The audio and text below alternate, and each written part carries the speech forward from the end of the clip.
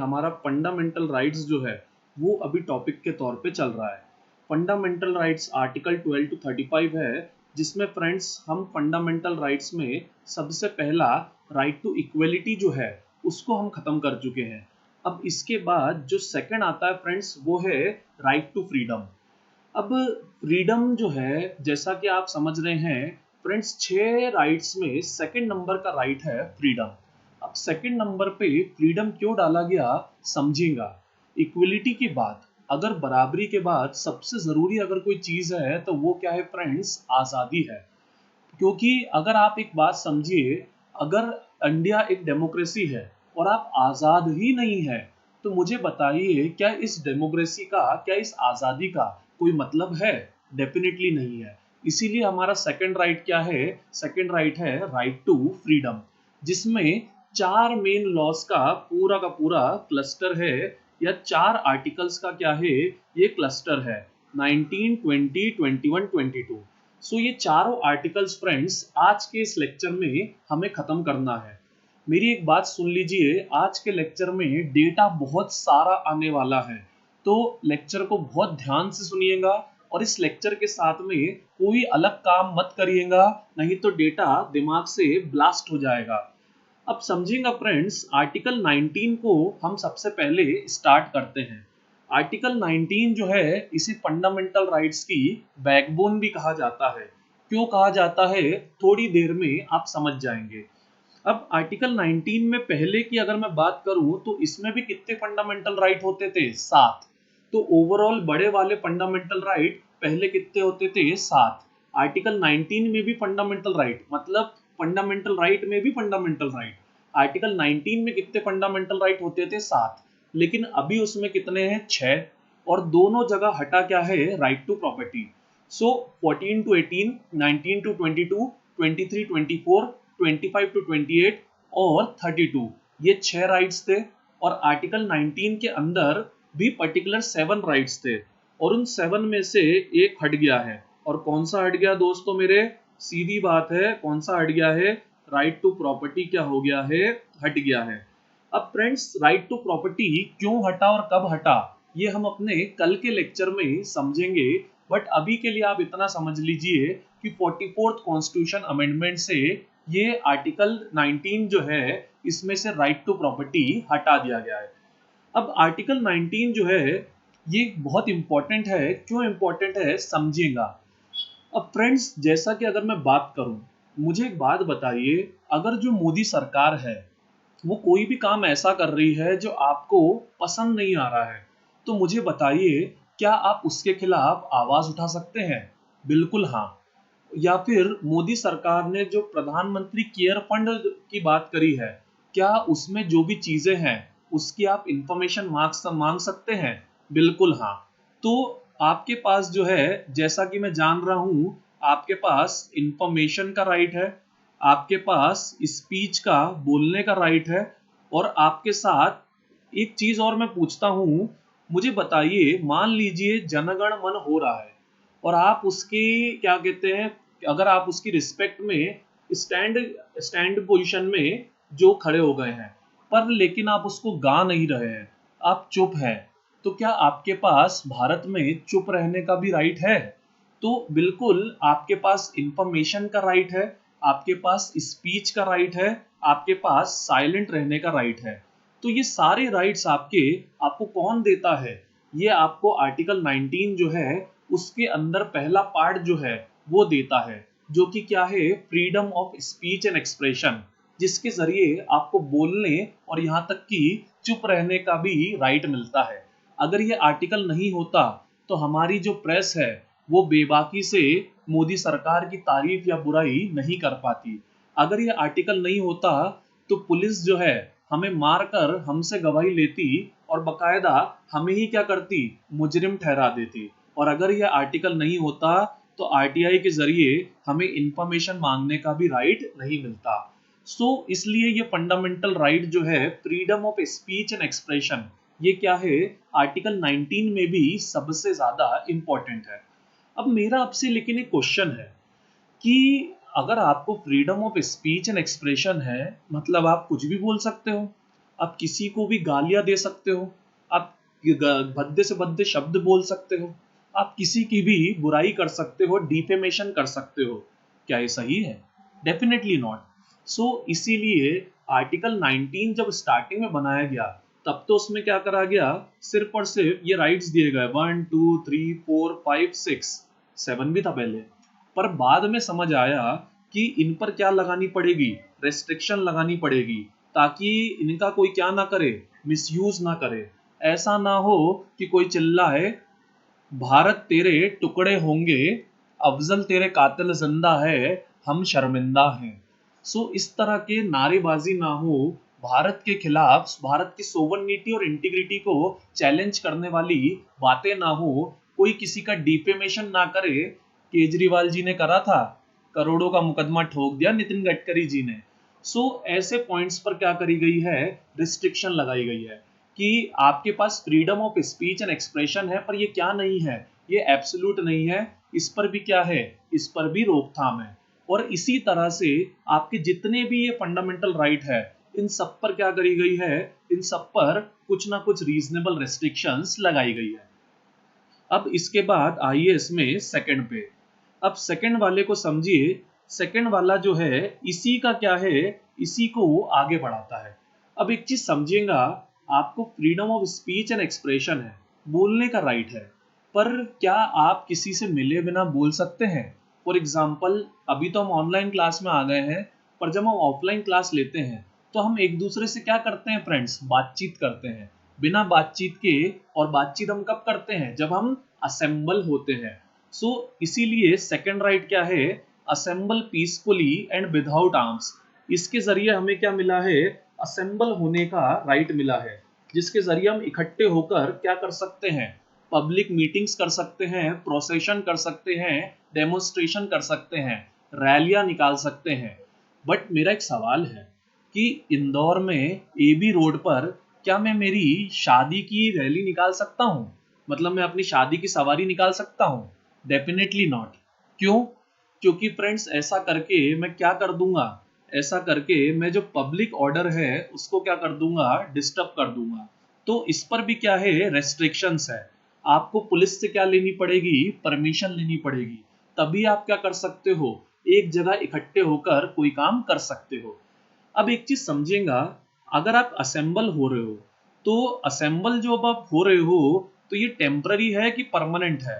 Definitely आपकी assembly किस तरह के नेचर की होगी, रैलियां वगैरह टेम्पररी होगी। यानी इसमें एक बार कुछ और लोग होंगे और अगली बार कुछ और लोग होंगे। और इसी का और वाइड इंटरप्रिटेशन क्या होता है, अगला वाला, एसोसिएशन, यूनियन और कॉरपोरेशन। अब समझिएगा, मैं अगर आपसे पूछूं कि क्या आप कोई पार्टी बना सकते हैं, पॉलिटिकल पार्टी, मोदी जी की तरह? डेफिनेटली बना सकते हैं। मैं अगर आपसे पूछूं आप कोई क्लब खोल सकते हैं, सो डेफिनेटली आप कोई क्लब भी खोल सकते हैं। या फिर मैं अगर आपसे पूछूं कि आप कोई अमूल के जैसा कॉरपोरेशन बना सकते हैं, कोऑपरेटिव बना सकते हैं। ये कॉरपोरेशन नहीं है फ्रेंड्स, ये कोऑपरेटिव है। ये गलत प्रिंट हो गया है, ये कोऑपरेटिव है। ठीक है, तो क्या आप कोई कोऑपरेटिव बना सकते हैं? डेफिनेटली आप कोऑपरेटिव भी क्या कर सकते हैं, बना सकते हैं। सहकारी समिति या सहकारी ग्रुप, सहकारी संघ। तो ये सब राइट्स आपको कहाँ से मिलते हैं? ये राइट्स आपको मिलते हैं आर्टिकल 19(1)(c) से, जिसके जरिए आपको लेबर यूनियन जिंदाबाद वगैरह सब तरह के ग्रुप्स जो है बनाने का फ्रीडम मिलता है। पर एक सवाल उठता है, क्या मैं एक आतंकवादी ऑर्गेनाइजेशन बना सकता हूँ?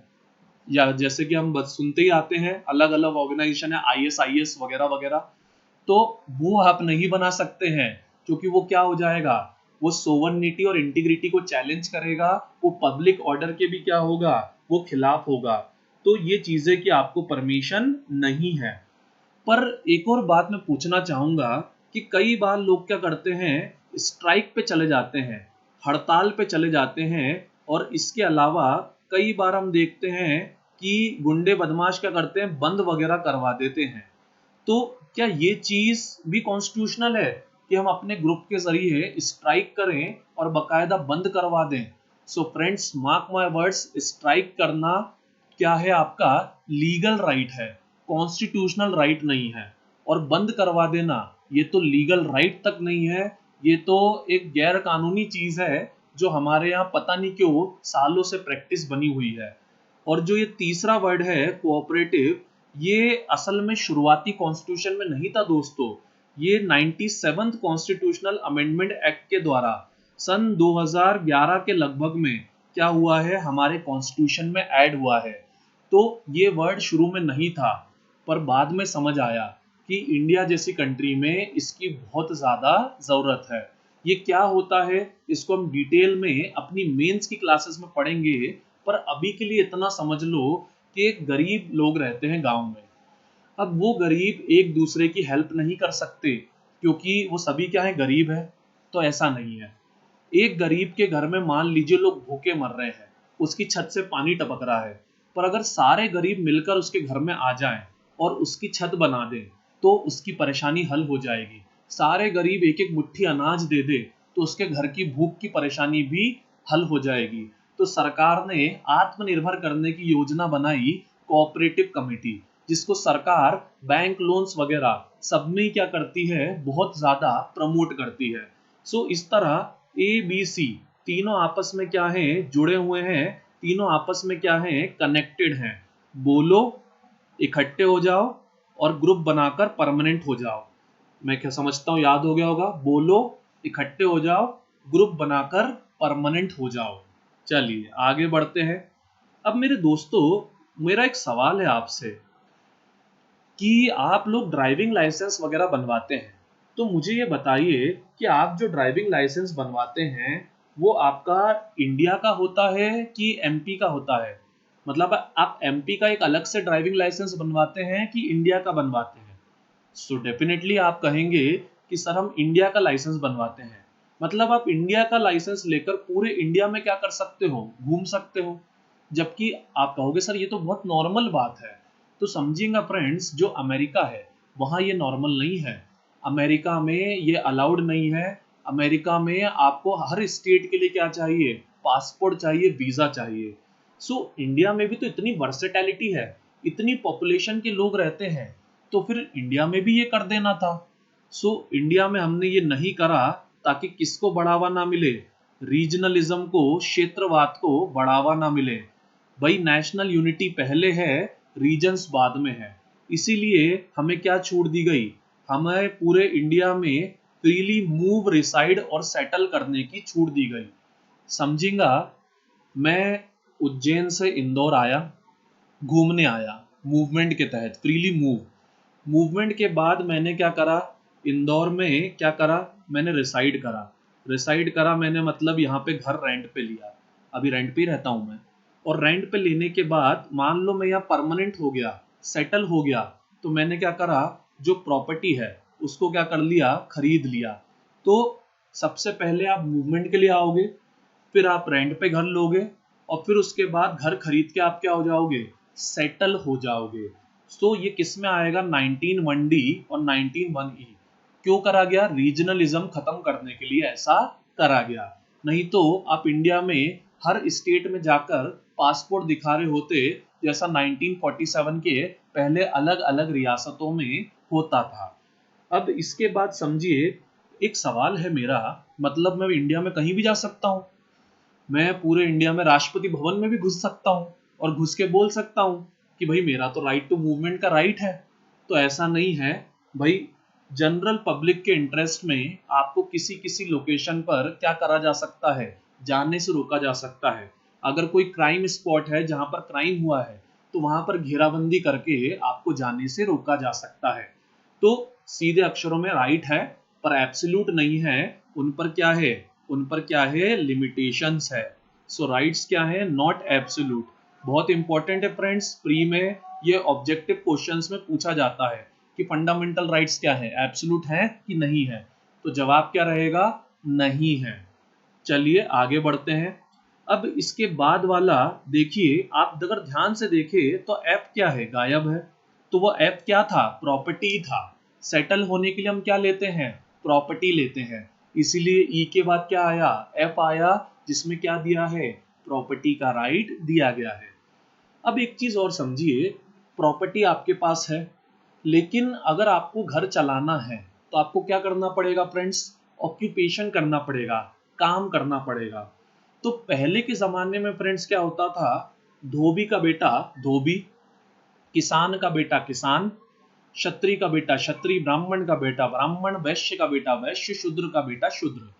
पर मुझे बताइए, क्या प्रेजेंट में इंडिया में ऐसा होता है? डेफिनेटली नहीं होता है। सो इसकी एक ही वजह है फ्रेंड्स, आर्टिकल 19(1)(g), जिसके तहत आपको क्या मिला है? Right to practise any profession. कोई भी काम जो आप करना चाहे वो आप क्या कर सकते हो? कर सकते हो। पर आप कहोगे सर मैं डॉक्टर बनना चाहता हूँ और मैं क्या कहते हैं, मेरे पास राइट है कोई भी प्रोफेशन प्रैक्टिस करने का। मैं ही कह देता हूँ तो आ जाओ आप कल से मुझसे इलाज कराने। सो आप कहोगे नहीं, इस पर भी क्या है, लिमिटेशंस है। और लिमिटेशंस क्या होगी? टेक्निकल क्वालिफिकेशंस की इसके ऊपर लिमिटेशन होगी। इसके अलावा मान लो अंबानी जी जो हैं, अंबानी जी कहें कि मैं तो भाई रेलवे चलाना चाहता हूँ, सो ऐसा वो नहीं कर सकते। वो क्यों नहीं कर सकते? क्योंकि सरकार के पास पावर है कि वो क्या करे, वो अपनी मोनोपोली क्या कर दे, चीजों के ऊपर स्टैब्लिश कर दे। तो भाई 19(1)(g) ये बताता है कि हमारे पास किसी भी प्रोफेशन को प्रैक्टिस करने की क्या है, आजादी है। पर सरकार उस पर भी क्या लगा सकती है? सरकार उस पर भी लिमिटेशंस जो है लगा सकती है। और इसके अलावा एक और चीज है, आप कहोगे मैं सुपारी किलर बनना चाहता हूँ, तो आप ऐसा नहीं कर सकते, क्योंकि इमोरल ट्रैफिकिंग कहकर सरकार उस पर क्या कर सकती है? लिमिटेशंस लगा सकती है। आई गेस आपको अच्छे से सीक्वेंस में ये 6 राइट क्लियर हो गए होंगे। अब आर्टिकल 19 जो है फ्रेंड्स, ये उसके डायग्राम्स है जो मैंने आपके लिए डाले हैं। Speech, assemble, association, union, movement, reside, settle, practise any profession. अब एक चीज समझेगा इसके आगे। अब आपने ये समझ लिया कि 19 में क्या होता है, आपकी जो आज़ादी है उससे रिलेटेड बहुत सारे आपको राइट्स जो हैं वो दिए गए हैं। अब इसके आगे समझेगा कि हम जो पढ़ रहे हैं आर्टिकल 20। अब आर्टिकल 20 जो है वो क्या करता है? Protection in respect of conviction for offences की बात करता है। अब समझेगा जरा, इसके लिए मैंने हथकड़ी वाला फोटो डाला है ताकि आपको ये बात अच्छे से समझ में आए। तो अमेरिका और दूसरे यूके जैसे जितने भी बड़े बड़े देश थे, उन सब में अगर हम बात करें, ये राइट जो है दिया गया है। समझेगा आर्टिकल 19 टू 22 सब में क्या है? फ्रीडम की बात है। आर्टिकल 19 जो है वो डायरेक्टली बता रहा है कि एज अ सिटीजन आपके पास क्या क्या राइट्स होंगे। 20 जो है वो 19 की तरह राइट्स तो नहीं बता रहा है डायरेक्टली, पर वो बता रहा है कि जो लॉ है वो आपके खिलाफ किस तरीके से नहीं बनाया जा सकता।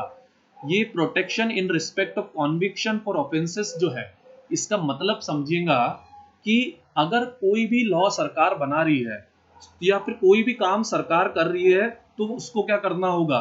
इन 3 पॉइंट्स को ध्यान में रखना होगा आपकी आजादी को बनाए रखने के लिए। अब ये 3 पॉइंट्स क्या है समझेगा। जैसे फर्स्ट पॉइंट, मुझे बताइए, जैसे अगर मैं बात करूं, मान लीजिए मैं एक जुआरी हूं। अब मैं जुआरी हूं और मेरे लिए सरकार एक लॉ बना देती है कि जुआ खेलने पर 10 साल की सजा है, और ये लॉ आज ही बना है। और मैं पिछले 5 महीने से जुआ खेल रहा था, और आज मैंने क्या कर दिया? जुआ खेलना बंद कर दिया। तो मुझे बताइए, क्या सरकार मुझे सजा दे सकती है कि बोले हमने आज ही जुआ खेलने के ऊपर कानून बनाया है और पिछले 5 महीने से तुम जुआ खेल रहे हो, तो क्या इस तरीके से सरकार मुझे सजा दे सकती है? डेफिनेटली नहीं दे सकती है। तो समझिएगा, सरकार जो है 2 तरह के कानून वो बना सकती है। एक जो क्या हो, आज से लागू हो, और दूसरे जो क्या हो भाई, पहले से ही लागू हो जाए। तो समझिएगा, हमारी जो गवर्नमेंट है उसके पास कैसी पावर है, ध्यान से सुनिएगा। क्रिमिनल केसेस में उसके पास प्रोस्पेक्टिव लॉ बनाने की पावर है, जो क्या हो, आज से लागू हो। पर सिविल केसेस में वो रेट्रोस्पेक्टिव यानी पहले से लागू होने वाले लॉ भी बना सकती है। और ये पावर उसे कहां से मिलती है, या ये लिमिटेशन उसे कहां से मिलती है? एक्स पोस्ट फैक्टो लेजिस्लेशन से, जो कि आर्टिकल 20 में दिया गया है, जिसके तहत गवर्नमेंट जो है क्या कर सकती है? सिर्फ और सिर्फ प्रोस्पेक्टिव मामलों में ही क्या कर सकती है, क्रिमिनल मामलों में क्या कर सकती है, प्रोस्पेक्टिव लॉ बना सकती है, रेट्रोस्पेक्टिव नहीं बना सकती है। और सिविल मामलों में, यानी जैसे एजुकेशन लोन की बात करें या ऐसी कोई भी लोन जैसी कोई भी बात करें, तो सिविल मामलों में वो प्रोस्पेक्टिव और रेट्रोस्पेक्टिव दोनों तरह के लॉ बना सकती है। इसीलिए शिवराज सिंह चौहान जी क्या करते हैं, एजुकेशन लोन की जब बात होती है तो उसमें वो क्या करते हैं, बोल देते हैं कि ये भले ही लोन मैं आज दे रहा हूं, पर ये पिछले 1 साल से लागू हो जाएगा। पिछले 1 साल में जितनी भी किस्तें आपने भरी है वो सारी क्या होंगी, वो सारी बैंक आपको लौटाएगा, क्योंकि ये कैसा मामला है, ये एक सिविल मामला है। अब इसी में एक दूसरी प्रोटेक्शन आपको मिलती है, डबल जियोपैरिडी। मतलब समझेगा, आपको लॉ से, आपको जुडिशरी से एक तरह की प्रोटेक्शन दी जा रही है ताकि आपका फ्रीडम बना रहे। तो 19 डायरेक्ट है और 20 लॉ से रिलेटेड फ्रीडम दे रहा है। 20 में क्या है, डबल जियोपैरिडी। डबल जियोपैरिडी का मतलब समझेगा फ्रेंड्स, एक पिक्चर थी आखिरी रास्ता। इस पिक्चर में जो अमिताभ बच्चन है वो एक आदमी को मार देते हैं और इसके लिए उनको उम्र कैद हो जाती है। पर उम्र कैद काट के जब वो आते हैं तो उन्हें पता पड़ता है कि वो आदमी जिंदा है और उसे भरे बाजार वो कोर्ट में वापस से क्या करते हैं, गोली मार देते हैं और वो आदमी मर जाता है। तो अब मुझे बताइए उनको कितने साल की सजा होनी चाहिए, क्योंकि उन्होंने जज के सामने क्या करा है, जज के सामने एक व्यक्ति का मर्डर करा है। तो उन्हें कोई सजा नहीं होगी, क्योंकि क्या है, डबल जियोपैरिडी है। किसी भी व्यक्ति को एक ही क्राइम के लिए 2 बार सजा नहीं दी जा सकती, एक क्राइम के लिए 2 बार सजा नहीं मिल सकती, डबल जियोपैरिडी। ठीक है, पार्टी। अब लेकिन मेरा एक सवाल है कि अगर वो 14 साल बाद उम्र कैद काट के आए और एक और व्यक्ति को मार दें, तो क्या अब उन्हें सजा मिलेगी? तो फ्रेंड्स, अब भी उन्हें कोई सजा नहीं मिलेगी ऐसा नहीं है। अब उन्हें सजा मिलेगी, क्योंकि उन्होंने क्या करा है, भले ही सिमिलर नेचर का क्राइम है पर क्राइम क्या है, अलग है, एक अलग व्यक्ति को मारा है। तो ये डबल जियोपैरिडी जो है, ये हमारी फ्रीडम बनाने के लिए कारगर एक पॉइंट है, जिसके जरिए एक ही क्राइम में बार बार सजा हमारे यहाँ नहीं दी जाती है।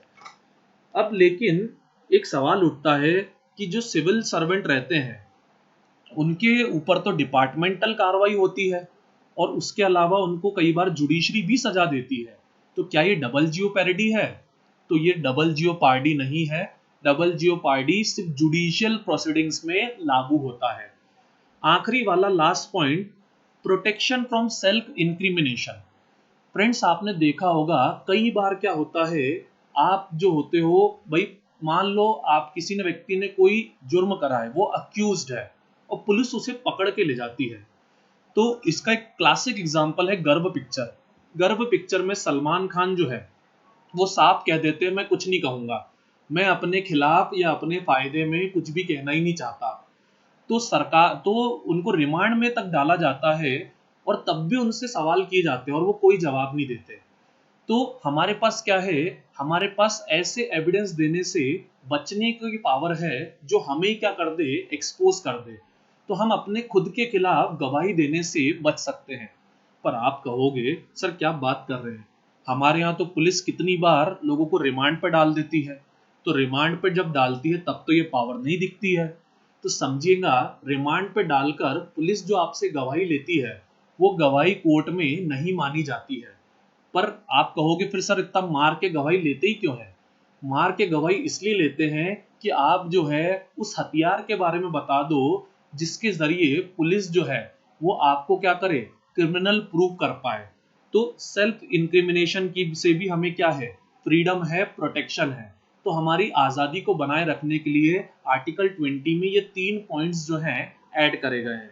अब इसके बाद आता है protection right, article 21, protection to life and personal liberty. अब फ्रेंड समझिएगा, कॉन्स्टिट्यूशन का सबसे इंटरप्रेटेड, सबसे ज्यादा इंटरप्रेटेड आर्टिकल अगर कोई सा है तो वो आर्टिकल 21 है।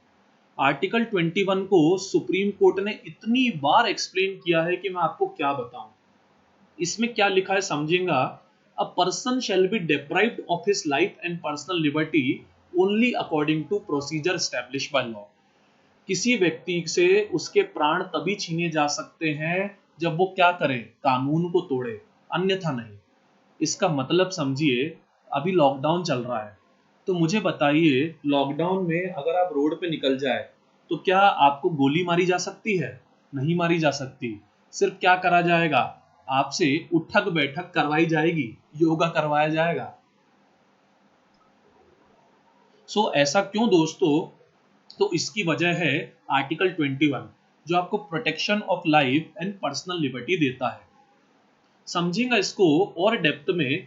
अब इसमें एक वर्ड लिखा है प्रोसीजर स्टेब्लिश बाय लॉ, यानी कानून के अकॉर्डिंग।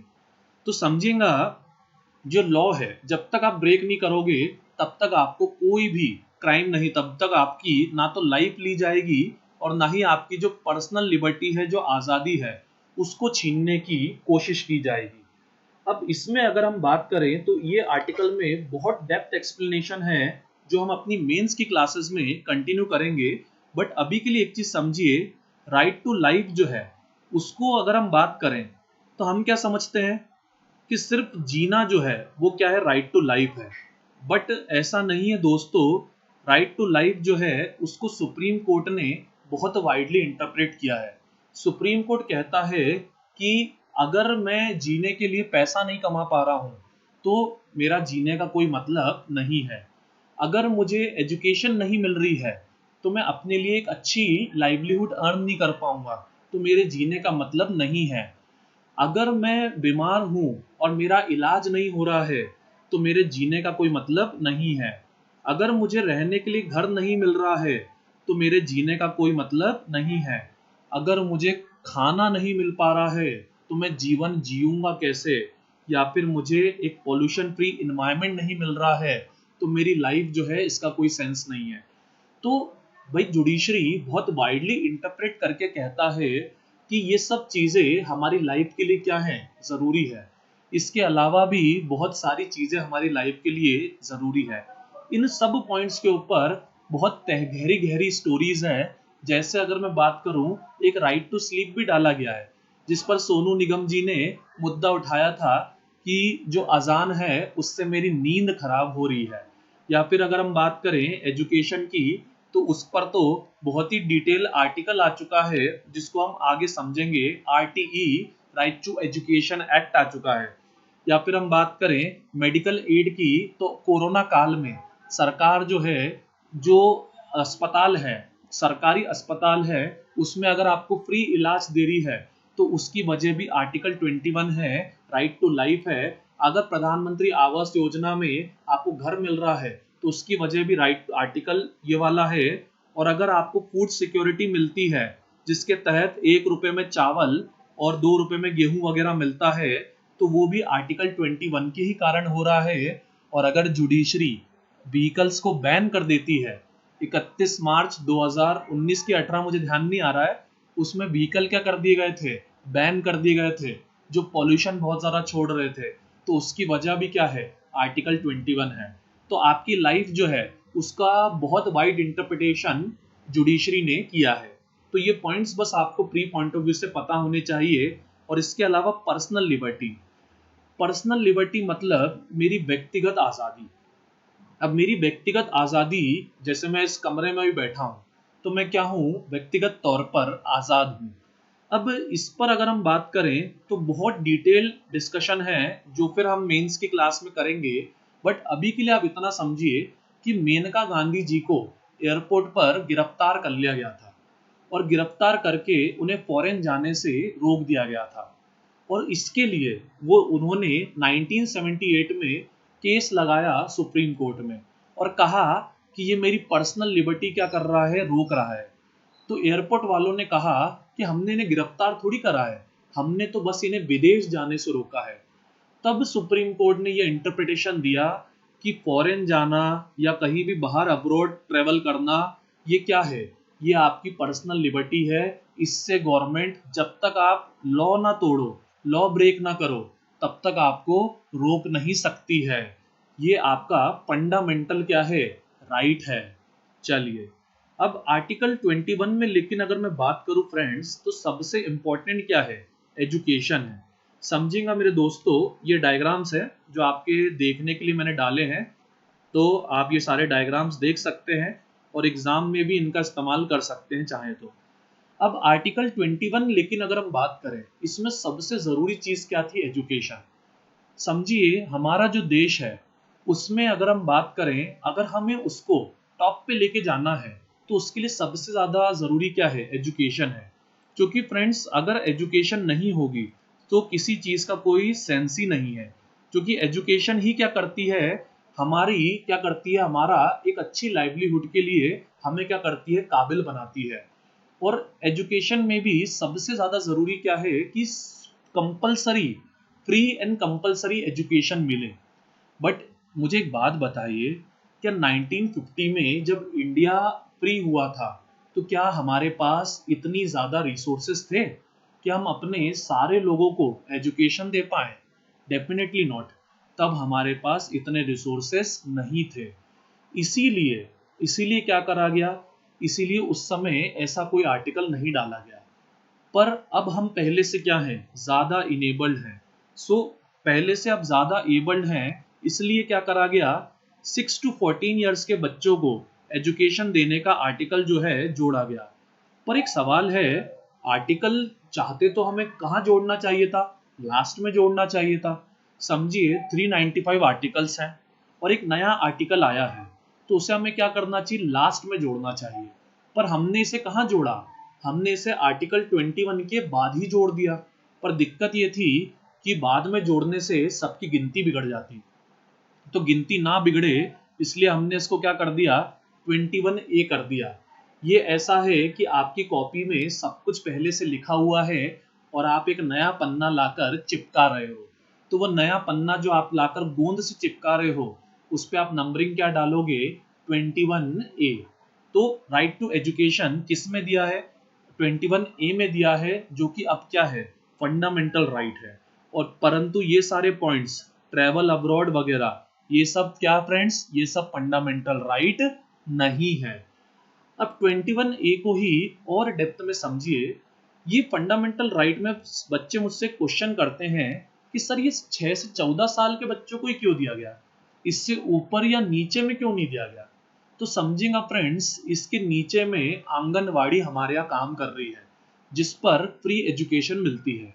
और रही बात ऊपर की, तो 6 से 14 में अगर हम बात करें तो फर्स्ट से 8th तक की एजुकेशन आ जाएगी। तो पहली से 8वीं तक की एजुकेशन क्या होती है? हमारी मेन बेसिक एजुकेशन होती है। और सरकार के पास अभी भी इतने फंड नहीं है कि वो कॉलेज एजुकेशन जैसा महंगा एक्सपेंस आपको फ्री में डिलीवर कर पाए। सो इसलिए 6 से 14 साल के बच्चों को ही क्या दी जा रही है? फ्री एजुकेशन दी जा रही है। ये हमारा था फ्रेंड्स आर्टिकल 21। पर आर्टिकल 21 जो है उसी से जुड़कर एक और आर्टिकल आता है जो कि है फ्रेंड्स आर्टिकल 22। समझिएगा, जैसा कि कहा गया कि जब तक आप लॉ ना तोड़े तब तक आपको जो है आपकी लाइफ या पर्सनल लिबर्टी नहीं छीनी जा सकती। पर एक सवाल है, अगर आपके ऊपर लॉ तोड़ने का इल्जाम लगा हो तो? समझिएगा, अगर आपके ऊपर लॉ तोड़ने का इल्जाम लगा है मतलब कि आप अक्यूज्ड हो, आप क्रिमिनल, अभी आप क्या कहते हैं, मुजरिम जो है सिद्ध नहीं हुए हो, पर आप अक्यूज्ड हो, आप पर इल्जाम लगा दिया गया है किसी व्यक्ति के द्वारा। तो मुझे बताइएगा, क्या ऐसे में आपके पास कुछ राइट्स होने चाहिए कि नहीं होने चाहिए? डेफिनेटली होने चाहिए, क्योंकि अभी आप क्रिमिनल नहीं हो। पर एक सवाल और समझिएगा, आपके ऊपर मर्डर का इल्जाम लगा है मतलब आपने क्या करा है? किसी और की लाइफ और पर्सनल लिबर्टी क्या है? छीनी है। तो ऐसे में अगर हमें पूरी सोसाइटी को लाइफ और पर्सनल लिबर्टी देना है तो आपके ऊपर मर्डर का इल्जाम लगा है तो आपके कुछ राइट्स छीने भी जाने चाहिए। हाँ या ना? बिल्कुल हाँ। सो इसी के लिए क्या करा जाता है, अगर कोई व्यक्ति किसी और की लाइफ और पर्सनल लिबर्टी छीनता है या फिर उस पर छीनने का इल्जाम लगाया जाता है तो उसको क्या करा जाता है? पुलिस के द्वारा अरेस्ट करा जाता है और अरेस्ट करके उसको क्या कर दिया जाता है? डिटेन कर दिया जाता है, उसका डिटेंशन कर दिया जाता है।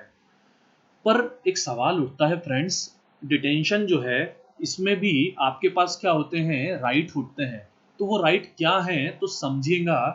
जैसे ही कोई पुलिस वाला आपको गिरफ्तार करने आता है तो आप सबसे पहले उससे क्या बोलते हैं, अरेस्ट वारंट दिखाओ।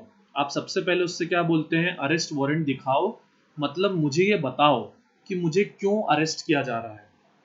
फिर उसके बाद क्या होता है, आपको थाने लाया जाता है तो आप क्या कहते हैं, मैं तभी बात करूंगा जब मेरा लॉयर आ जाएगा, मैं अपने वकील के बिना आपसे कोई बात नहीं करूंगा।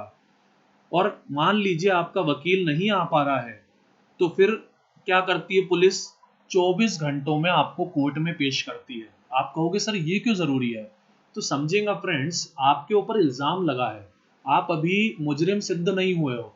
तो ऐसे में अगर आपको पुलिस 1 हफ्ते 2 हफ्ते, भाई अमिताभ बच्चन की सूर्यवंशम में काफी अच्छे से समझाया गया है ये, अगर अगर आप जो है किसी को 1 हफ्ते 2 हफ्ते 3 हफ्ते गिरफ्तार करके रख रहे हो तो आप क्या कर रहे हो, उसका फंडामेंटल राइट छीन रहे हो। तो किसी भी व्यक्ति को अगर आपने गिरफ्तार किया है तो 24 घंटे में क्या हो रहा होगा, आपको उसे कोर्ट में पेश करना होगा। बट हाँ, इसमें ट्रैवल टाइम क्या है, ट्रैवल टाइम और हॉलीडेज क्या है, एक्सक्लूडेड है। इसीलिए पुलिस कई बार क्या करती है, सैटरडे फ्राइडे में लोगों को पकड़ती है ताकि वो क्या कर सके, बकायदा 1 दिन 2 दिन तक व्यक्ति को जेल में रख सके। कई फिल्मों में ये दिखाया गया है। पर एक सवाल फिर भी मेरे माइंड में है कि ये सारी चीजें जो है, इनमें तो हम क्या कर रहे हैं, इनमें तो आफ्टर क्राइम कमीशन हम बात कर रहे हैं कि हमें लगता है व्यक्ति ने क्राइम कर दिया है इसलिए उसको पकड़ना है।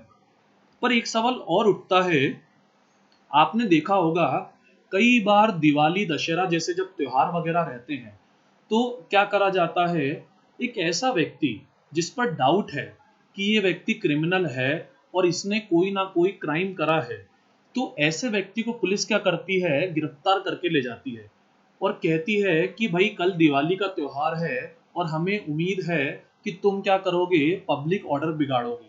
तो ऐसे लोग जिनके ऊपर कई सारे पुलिस केस लगे हुए हैं, उनको पुलिस, मतलब उनके ऊपर केस चल रहे हैं बहुत सारे, उनको पुलिस बिना किसी बातचीत के डायरेक्ट क्या करती है, उठा के ले जाती है।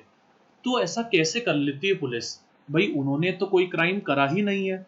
तो समझेगा, इसके लिए पुलिस जो है अपनी पावर इस्तेमाल करती है किसकी, प्रिवेंटिव डिटेंशन की। तो हमारा इंडिया का जो लॉ है उसमें 2 तरह के डिटेंशन होते हैं। एक होता है प्यूनिटिव डिटेंशन, यानी कि आपके ऊपर इल्जाम है कि आपने क्राइम कर दिया है, और दूसरा होता है प्रिवेंटिव डिटेंशन, भाई माना गया जा रहा है कि आपने क्राइम नहीं करा है पर ये भी माना जा रहा है कि आप जो है क्राइम कर सकते हो, तो बिफोर कमीशन ऑफ क्राइम।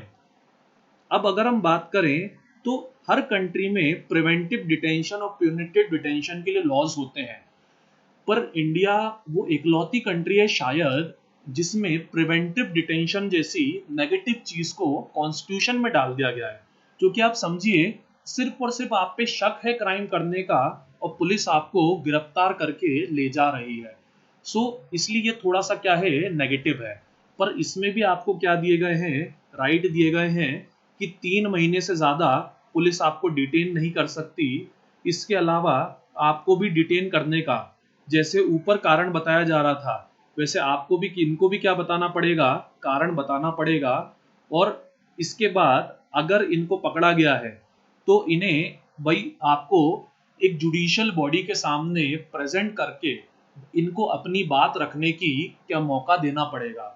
पर अगर मैं बात करूं फ्रेंड्स, तो इसका जैसा मैं बोल रहा हूं वैसा होता नहीं है।